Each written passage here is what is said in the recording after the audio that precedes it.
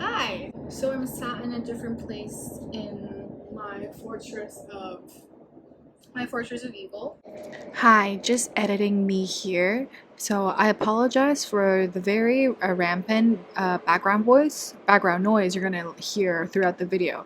It was a very hot and humid day, and I didn't want to turn on the AC because I didn't want it to be like a waste of money for just 20 minutes, and also because I'm kind of too lazy and I don't want to re-record. So this is what you're getting. Thank you for understanding. I felt like today was a good day to talk about some things that I don't understand. Because frankly, there are so many things that I don't understand, and so many things I want questions from. So one thing that I don't think I will ever understand. Okay, the thing is, I did biology in high school. I also passed biology in high school. Out of 7, I got a 5 in biology, so that was well over a pass grade. It was the best grade, but for me, it was a miracle. One thing I don't understand is osmosis.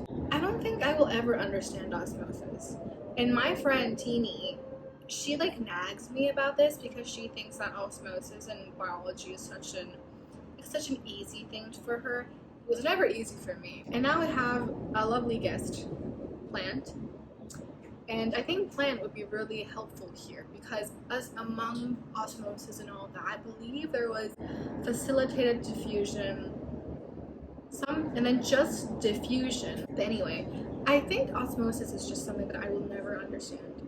It's a very complex idea, something about high water potential. Like, call me stupid or whatever.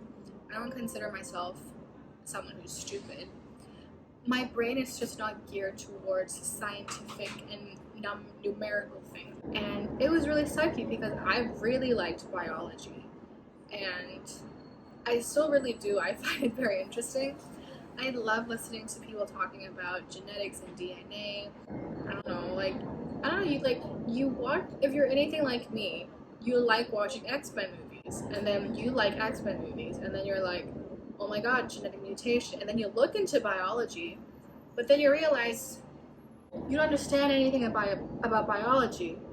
So like I can't even attest to whether that is like a good or bad thing. Because hey, let me just tell you, knowing biology is so like I'm someone who like devours films. But knowing biology, I think, really helps with your understanding of films. Case in point, I'm not gonna flash a picture up because I know it's very disturbing. So I'm just gonna put the title here. You see it? Okay. Case in point, that film is I'd like to know from a biology perspective, and the thing is, I've read articles on this because I really want to know for myself. But the human centipede, fact or fiction? I've read a couple of articles and they're talking about how it's actually not plausible because there are a lot of toxins in your waste. So when someone eats that, they're gonna die. So in theory, it's never gonna like pass on. So we're like, this is gonna go here. This. I understand the premise is gross. I understand it, but again, if you're anything like me and you like watching films that like challenge the edges or the premises of biology and science, I love those movies. I don't understand anything from those movies, but I love those movies. Back to the X Men thing. But what if though? What if like we're gonna one day genetically mutate? Like how do superpowers come into play? Because biology and all that, but like how does it come into play? We don't know. As far as we don't know anyone who actually possesses superhuman strength or superhuman anything. So we can't technically say it's biologically impossible. I mean, some people's brains, like they're like geniuses. So some people's brains and their biology, they're just able to do certain things in ways that other people can't. So some people can math super quickly. They can like biologically, their brain is like that, so they're able to do things that other people can't do. I certainly can't do. From someone who loves and watches films way too much, has a degree about it. I don't have a degree yet. I'm still doing it. It's not entirely about film. But yeah, the X-Men is like kind of like a harmless, fun thing. There are a lot of themes that X-Men discusses that is very quite fun. Aside from that, the Human Centipede is also a point, like a film where I was like, biologically, is this possible? It might not be plausible, but would it be though? back to the point about biology.